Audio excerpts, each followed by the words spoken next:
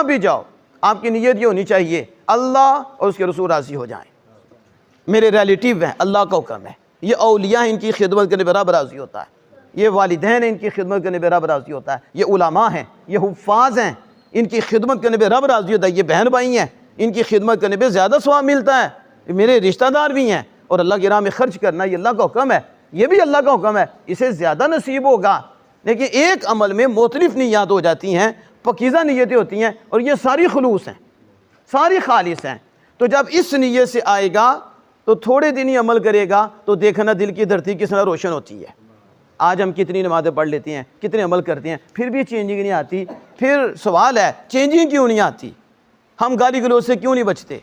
हम फ्रॉड से क्यों नहीं बचते? रब के हुजूर झुक के भी हम फ्रॉड करते हैं, 5 वक्त हम नमाज़ पढ़ते हैं फिर भी झूठ बोलते हैं।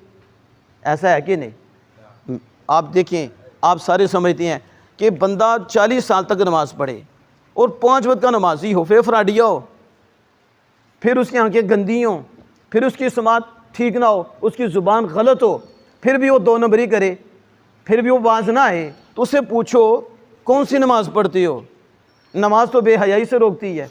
इन्ना सलात तनहा अनिल फ़हशाई वल मुनकर, अल्लाह पाक फरमा रहा है कि नमाज बेहयाई से रोकती है, नमाज बुरे कामों से रोकती है। इसमें शक करने वाला भी काफिर हो जाएगा कि अल्लाह का फरमान है। तो नमाज तो रोकती है, तुम्हें क्यों नहीं रोकती? 50 साल नमाज़ें पढ़ी, आज भी फरार से बात नहीं आता, ज़मीन गसब करने से बात नहीं आता, अभी भी तुम्हारे आंखों की आंखें दुनिया है, और रब के हाँ हुजूर झुके तो फिर झुका ना रहे। फिर सवाल है कि वजह क्या है? फिर जवाब मिलेगा, तूने नमाज उसके लिए पढ़ी है या उसके लिए नहीं पढ़ी, या पढ़ी है तो दिल